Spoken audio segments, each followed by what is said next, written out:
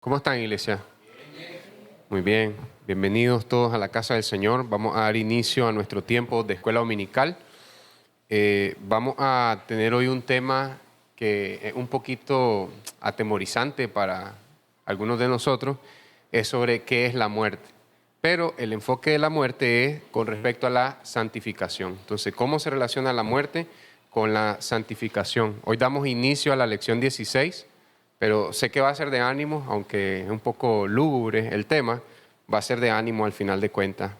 Entonces les voy a pedir que oremos juntos para encomendarnos a Dios en este tiempo y luego iniciamos. Gracias, Señor, por este tiempo que nos permite adorarte en la escuela dominical mientras somos enseñados, instruidos, alentados y exhortados en amor por medio de tu palabra, Señor. Yo te ruego que bendiga esta enseñanza para que transforme nuestras vidas, no solo nuestra manera de pensar, no solo nuestra manera de actuar, sino que nuestro corazón sea transformado. Te pedimos, Señor, que aún con esta escuela dominical nos llenes de la vida de Cristo. Queremos tener una vida verdadera y solo en Cristo la podemos tener, Señor. Te pedimos que bendigas todo este tiempo, lo que vayamos a hacer, que te glorifique. Y también te pedimos por el resto del servicio, el tiempo de alabanza, Santa Cena y toda la predicación y todo lo que vayamos a hacer, que sea todo para tu honor y tu gloria. En el nombre de Jesús, amén. Amén. Bueno, hermanos, vamos a tener una dinámica donde tienen una hojita. Si se fijan, la página 1 dice parte 1. Hay una serie de versículos donde cuando se les pida participar, leen solo la parte que está más resaltada en azul y una letra gruesa. Pero empezamos con la que dice parte 1. En el reverso dice parte 2, para que sepan, va en el orden de secuencia de los temas que vamos a ir abordando. Dicho eso, doy inicio aquí con la primera lámina que habla sobre cómo la santificación se relaciona con la muerte. La santificación está desde el tiempo que naces de nuevo y culmina hasta el tiempo en que el creyente entra a la presencia de Dios con Cristo. No hay otra manera de que culmine la santificación y no hay otra manera que valga la pena entrar a la presencia de Dios. Ustedes han escuchado nota de duelo, fulano de tal ha pasado a la presencia del Señor. Y algunos cristianos decimos, eso no es cierto, quién sabe si está en la presencia del Señor. Pero realmente la persona sí o sí va a pasar a la presencia del Señor, sea creyente o no, porque la presencia de Dios está en ese lugar de juicio, que conocemos el infierno, o en ese lugar que es como un paraíso, que conocemos el cielo. Entonces, el creyente culmina su santificación hasta que entra a la presencia de Dios con Cristo. La persona que culmina su vida va a la presencia de Dios sin Cristo, por no haber creído en Él, entonces hasta ahí acabó su vida. En el creyente la vida apenas comienza. Entonces, miren, hay dos maneras de llegar a la presencia de Dios con Cristo. Ya sea que Cristo regrese y el creyente no se haya muerto, o sea que el creyente se muera. En cualquiera de los dos escenarios, la santificación termina. Es decir, en el cielo no vas a poder ser más piadoso, más santo, no vas a poder renunciar a más pecados, no vas a poder arrepentirte de los pecados porque ya vas a estar perfeccionado en Cristo. Amén. Solo que te va a faltar una cosa más. Como creyente hay algo que no vas a tener todavía, pero en un sentido positivo. Ya negativo ya está. Ya el último enemigo por vencer, vamos a ver qué es la muerte. Entonces miren qué es lo que pasa. Quiero que si se enfocan ahí en la última línea de Primera de Tesalonicenses 4:16, ahí les van a ir pasando el micrófono y si se ponen activados podemos avanzar rápido. Entonces, ahí tienen el micrófono, solo levantan la mano. Sí.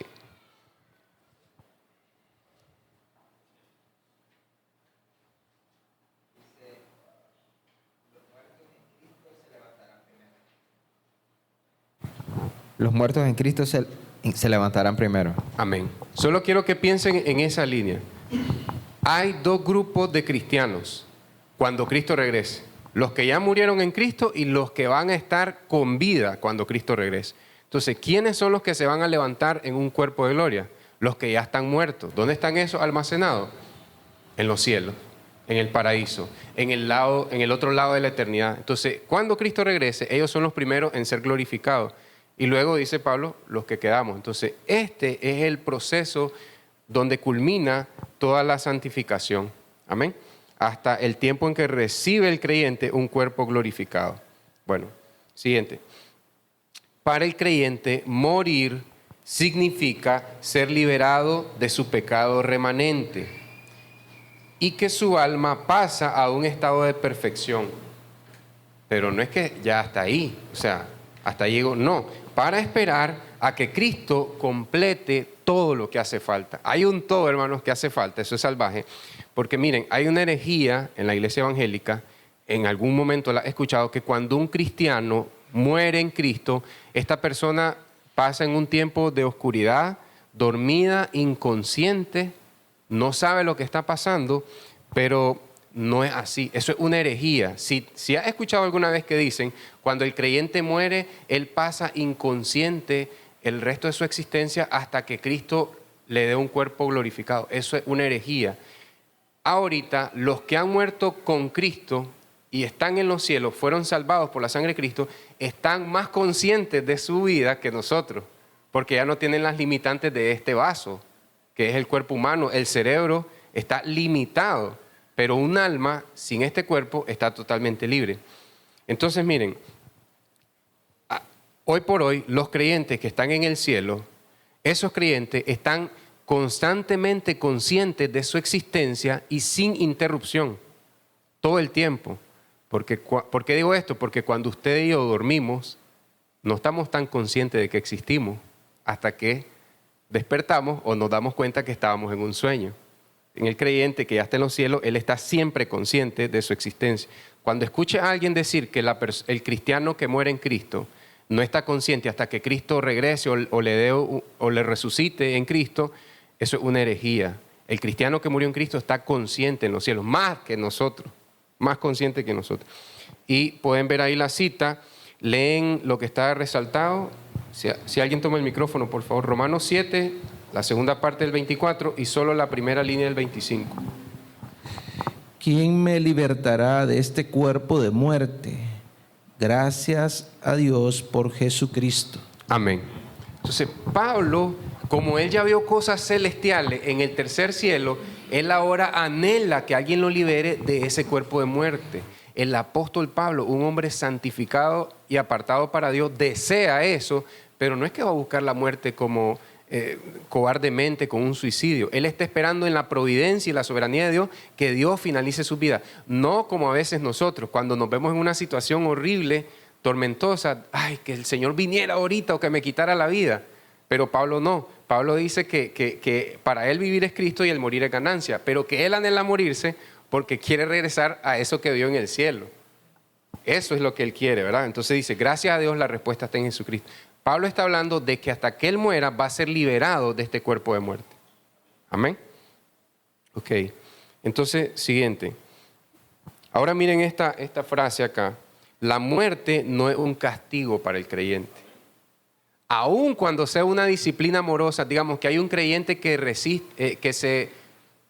persiste en pecar y pecar y pecar, y Dios le quita la vida, y la iglesia dice, Dios castigó al hermanito. No. Decían los puritanos, Dios no castiga 2 veces por el mismo pecado. Si Dios te va a castigar por un pecado y sos creyente, el castigo que viene sobre vos va a la cruz de Cristo. Hace 2000 años, ahí fue ese castigo. Entonces, ¿qué es lo que hay? Consecuencias. Por ejemplo, si hay un creyente orgulloso y le gusta andar a 100 kilómetros por hora en moto, y uno dice, hermano, bájale la velocidad, no le baja, y un día se muere, no es un castigo. Dios lo está salvando de su terquedad. Digamos, si realmente ha nacido nuevo y un verdadero creyente, Dios se lo lleva para salvarlo de que no mate a alguien. Y se lo lleva en un accidente y se muere, pero no es un castigo para ese creyente. Dios lo está reservando para él. La muerte no es un castigo para el creyente. Si alguien puede leer ahí en 1 Pedro 3:18, lo que está en azul, por favor. Levante la manito, por favor. Cristo murió por nuestros pecados una sola vez. Amén. ¿Cuántas veces? Una sola vez. Cristo ya murió por los pecados del creyente. ¿Para qué va a morir el creyente por sus pecados? ¿Pero qué decimos? Murió por estar en desobediencia. No puede morir por sus pecados porque Cristo ya murió por sus pecados. Amén. Y dice aquí, Cristo ya sufrió como tal en su lugar, en lugar del creyente. Así que no toda muerte es tragedia. Este lo leo yo acá. Dice Filipenses 1:21, la última parte, esto se lo saben de memoria, el morir es ganancia. Ahora, quiero ser serio aquí y ser muy claro con esto. Cuando un miembro de la iglesia se muere o un miembro de una familia se muere, es pérdida para el resto de la iglesia y para el resto de la familia. ¿Ok? Digamos, si un esposo cristiano ve fallecer a su esposa o un padre, una madre, a uno de sus hijos, hay pérdida para la familia. ¿Ok? Nos vamos a enfocar en la familia y la fe. Si la iglesia ve partir con Cristo a uno de sus miembros, para la iglesia hay pérdida. ¿Para quién es la ganancia? Para el creyente que acaba de morir. Él va ganando, pero la iglesia tuvo una pérdida. Porque a veces somos un poco duros y severos cuando decimos, lo siento mucho por tu pérdida. ¿Y por qué va a estar llorando si fue a los cielos en Cristo? ¿Por qué va a estar llorando si Él está bien allá? No, los que quedamos aquí perdimos a un hermano, a una hermana, a un familiar. Entonces sufrimos pérdida. El que se murió ya ganó. Él no está sufriendo, allá no hay lágrimas, dice Jesús. Amén.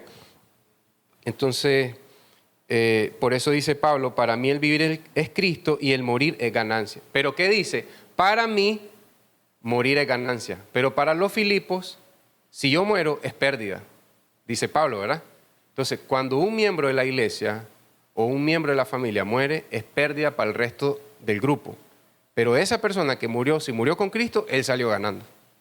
Amén.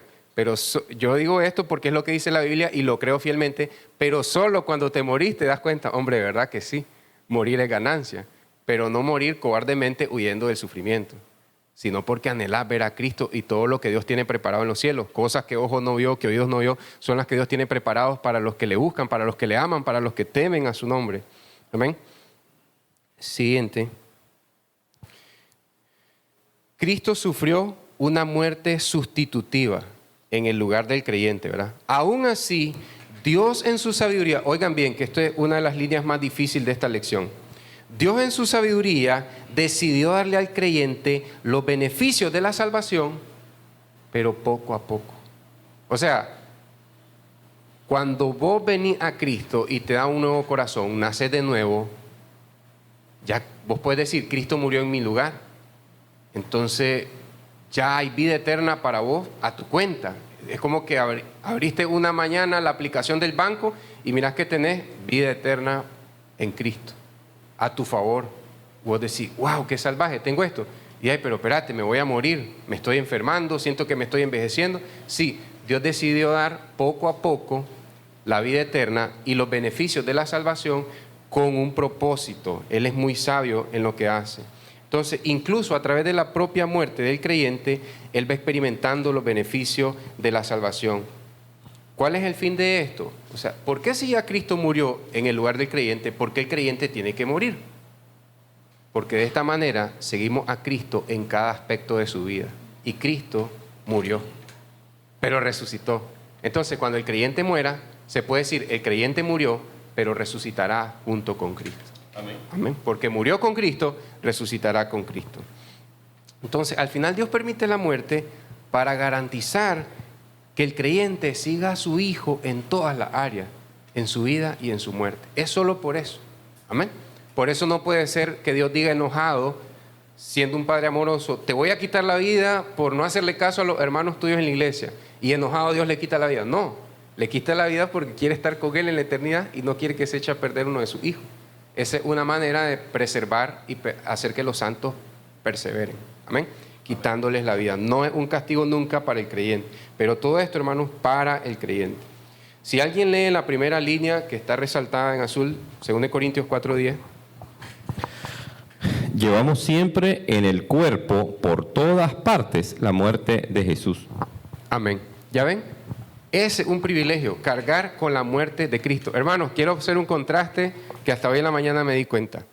¿Qué fue lo que le dijo Satanás a Eva para convencerla de que no le iba a pasar nada si tocaba el fruto, si comía el fruto? ¿Qué le dijo? Ciertamente no. Es mentira.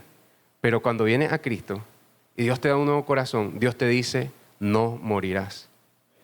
porque mi hijo murió por ti. Dios sí te dice la verdad. Entonces mira, Satanás te dice, toma el fruto de la rebelión contra Dios y te dice, no vas a morir. Y Eva se muere, Adán se muere. Pero Dios te dice, toma el fruto del árbol de la vida que está en Cristo, el fruto de vida, que es Jesucristo, toma ese fruto y vas a ver que no vas a morir. Y dice Jesús, el que come mi carne, el que come del pan de vida, no morirá jamás, no tendrá hambre jamás. Aun cuando muera, resucitará y vivirá para siempre. Entonces, Dios está agarrando algo que el enemigo usó para el mal y lo está usando para el bien. Le dice, come del fruto de la vida y ciertamente no morirás. Si comes de mi hijo, si te alimentas de mi hijo, si mi hijo nutre tu vida, no morirás. ¿Ven la diferencia? Entonces, siguiente, por favor. Dice, la muerte en el pecador. Miren, esta ya es la parte triste y lúgubre de la muerte. La muerte en el pecador no regenerado, porque hay un pecador que es regenerado, hay un pecador redimido, pero hay un pecador que no se ha arrepentido de sus pecados, que no ha creído en Cristo. La muerte del pecador no regenerado es una clara evidencia de que se le paga por su pecado con muerte. ¿Qué dice Romanos 6:23? La paga del pecado es muerte. Solo en la parte del no creyente. Porque luego dice que la dádiva de Dios es vida eterna en Cristo Jesús. El regalo de Dios es vida eterna en Cristo Jesús. Pero si nosotros decidimos morir como incrédulos, la paga por nuestros pecados es muerte. Y seamos honestos, hermanos. ¿Quién es el que paga al incrédulo por sus pecados? ¿Quién le paga muerte? Dios. Aquí tienes tu salario. Por haberme servido toda tu vida en rebelión, te pago con muerte. Y aquel que comió del árbol de vida, aquí tienes tu salario, por haber venido a mi hijo, te pago con vida. Perdón, te regalo la vida eterna. La dádiva de Dios es vida eterna en Cristo Jesús. Te regalo la vida eterna. Amén. Amén. Lo que Dios nos pagaría serían las recompensas celestiales, pero la salvación es una dádiva, un regalo. Amén. Ahora dice aquí, en cambio, en el pecador redimido, la muerte es evidencia de que su pecado ha sido erradicado. Ahora sí la página 2, ¿verdad? La parte 2. Si alguien lee ahí lo que está en azul, solo lo que está en azul, a ver si lo logra hacer. Va a tener que hacer un saltito ahí. Si hemos muerto con Cristo, viviremos con Él. Amén, amén. Vemos aquí entonces que para el pecador redimido, que ha nacido de nuevo, que ha recibido un nuevo corazón, si esta persona muere como muere con Cristo, va a vivir con Él. Amén. Entonces, dice la siguiente, la muerte en Cristo es nuestro gran bautismo espiritual. Por eso es que Dios permite, ¿por qué si ya Cristo murió por el creyente? ¿Por qué el creyente tiene que morir? ¿Por qué no vive para siempre? Porque Cristo nos bautiza espiritualmente, nos sepulta en el Seol, pues en este caso sería en un ataúd, ¿verdad? Donde está la tumba ahí, si te entierran en una caja de pino o de mármol, lo que sea, igual vas a ser sepultado, no importa. Te sepulta, vas a los cielos, moriste con Él, estás viviendo allá una vida con sensaciones que nunca habías experimentado, y cuando Él venga, los muertos en Cristo se levantarán primero, con cuerpos glorificados que soporten vivir física y espiritualmente con Cristo. Amén. Entonces, esto es lo que vemos aquí. Si hemos muerto con Cristo, viviremos también con Él. Dice, la muerte en Cristo es nuestro gran bautismo espiritual, donde el último enemigo de la humanidad es vencido. ¿Quién es el último enemigo de la humanidad por vencer? La muerte. Amén. No son las finanzas, no son las enfermedades, no son los hijos rebeldes, no son los jefes gruñones, no son la gente ladrona, no son los mezquinos, los ávaros, los egoístas que no quieren compartir con nosotros, no son las personas que nos insultan. El último enemigo por vencer es la muerte. Y donde Dios culmina nuestra santificación, con la muerte del creyente Dios culmina nuestra santificación. Es ahí donde llegamos a ser semejante a Cristo. Y tenemos dos pasajes. Si alguien lee 1 Corintios 15, el versículo 26. Bueno, aquí lo puedo leer yo. Y el último enemigo que será eliminado es la muerte. Amén. Amén. Ahora alguien puede leer ahí Romanos 8:23. Va a tener que hacer otro saltito literario. Leen solo lo resaltado en azul, por favor. Romanos 8:23. Nosotros mismos gemimos, aguardando la redención de nuestro cuerpo. Amén. Dice la palabra del Señor que la tierra gime, llamando a Cristo como una mujer que está en labor de parto, que ya quiere que nazca el hijo, ¿verdad? La tierra gime pidiendo que el hijo regrese. Y dice Pablo, nosotros los creyentes también gemimos pidiendo que ya venga el hijo. Este es el hijo de Dios, claro está, ¿verdad?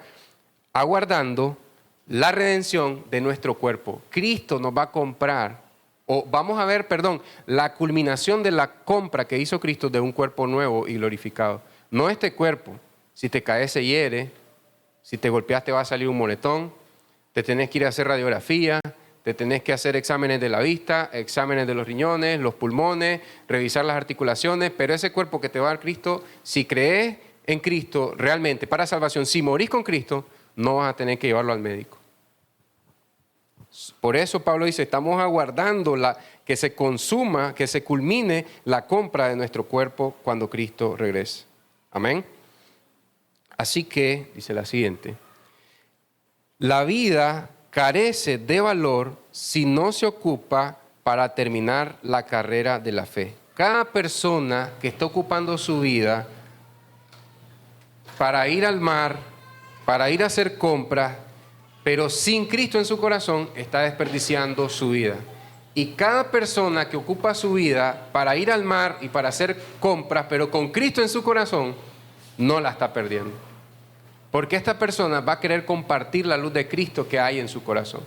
Las dos van al mar, las dos hacen compras, pero hay una que porta el fruto de vida en su alma. Porta el pan de vida que descendió del cielo.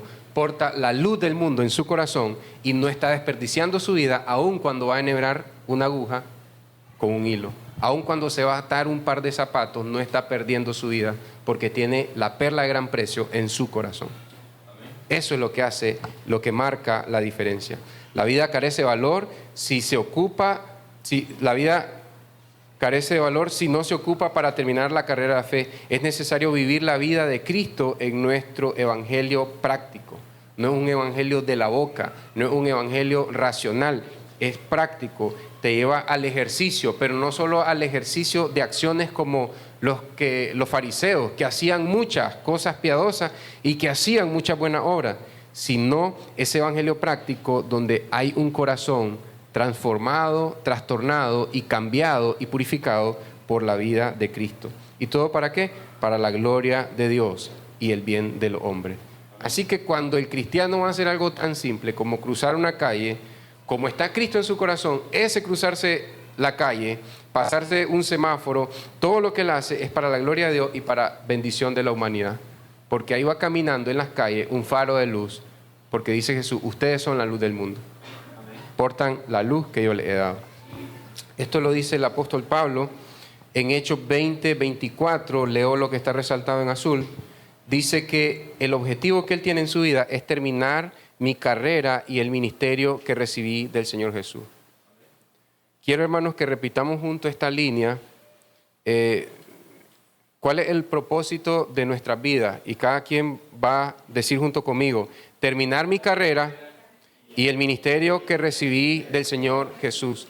Recibimos un ministerio como hijos, como padres, como esposos, como esposas, como miembros de esta iglesia, como personas que tienen su propio negocio, personas que están con trabajo, personas que están buscando trabajo. Todos recibimos un ministerio y en ese ministerio lo queremos hacer todo para la gloria de Dios porque lo recibimos del Señor mismo. Él fue el que proveyó esto para nosotros. ¿Qué es lo que estás planeando? ¿Cuáles son los proyectos? Este ministerio lo recibí del Señor mismo y mi vida es para la gloria de Él. Amén. Este texto es uno de los más apasionantes y vibrantes de toda la Biblia. Si alguien lo lee, por favor, lee primero la letra azul, hace una pausa y después lee la letra roja.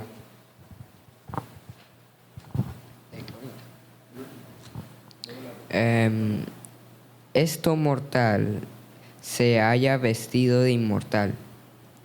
Devorada ha sido la muerte en victoria. Amén. Escuchan, hermanos. Dice el apóstol Pablo, es más, dice la palabra de Dios, que esto mortal, nuestros cuerpos van a morir, cuando esto se haya vestido de inmortalidad, ahí ya estamos plenos. Hermanos, los creyentes que están en el cielo están en un pleno gozo, pero aún ellos están esperando algo, porque probablemente vos digas, quisiera estar ya en el cielo con Cristo, porque ya creí el Evangelio de Jesucristo, para ya estar tranquilo sin esperar nada más, porque ahorita digo, me falta arroz, me falta aceite, me falta un par de zapatos, me falta terminar un trabajo. En el cielo no me va a faltar nada. Aún los que están en el cielo están esperando algo. Señor, haz ya tu segunda venida para recibir esos cuerpos glorificados y experimentar en toda plenitud tu presencia, física y espiritualmente. Aún nuestros hermanos en el cielo, desde Adán hasta el que esté ahorita ahí en los cielos, está aguardando la segunda venida de Cristo. Entonces, eso es lo que nos une con la gente que ya está en el cielo. Un creyente que ya está en el cielo, lo que te une con esa persona es este deseo, aguardar a que esto mortal se haya vestido de inmortalidad. Y dice el apóstol Pablo, citando el Antiguo Testamento, devorada ha sido la muerte en victoria. Amén. La muerte es consumida, absorbida, es succionada, estrangulada cuando Cristo está muriendo en la cruz del Calvario. Es como que se consume, como cuando pones un hielo y se empieza a derretir, o como una aspiradora que succiona. Así es la muerte en la cruz del Calvario. Cristo la succiona por ti y por mí, y ahí es vencida. Entonces, hermano, ¿qué pretende todo este ánimo? Bueno, llega a esta conclusión, y esta es la parte práctica. Ya que Dios usa la experiencia de la muerte en la vida del creyente para culminar la santificación progresiva y para preservarnos para vida eterna, nuestra mayor prioridad en este lado de la eternidad, porque ya está viviendo la eternidad, debe ser permanecer en su fiel amor y vivir la vida de Cristo. Ya que vas a morir con Cristo y vas a vivir con Él para siempre, lo mejor que puedes hacer, la prioridad número 1 es permanecer en su fiel amor y vivir la vida de Cristo. Hermanos, tenés prioridad de prioridades. Si tenés hijos, si tenés un matrimonio, si tenés un papá, una mamá que cuidar, un padre que servir, si tenés un trabajo que cuidar y dar gloria a Dios, esas son prioridades elementales. La comida, la ropa son prioridades, pero por encima de todas esas prioridades vas a poner estas dos: permanecer en el fiel amor de Dios y vivir la vida de Cristo, porque vas a la casa del Padre. Amén. Amén. Entonces, iglesia, vamos a orar para pedirle al Señor que nos ayude en esta aplicación, para que sea algo práctico en el diario vivir de nosotros. Oremos.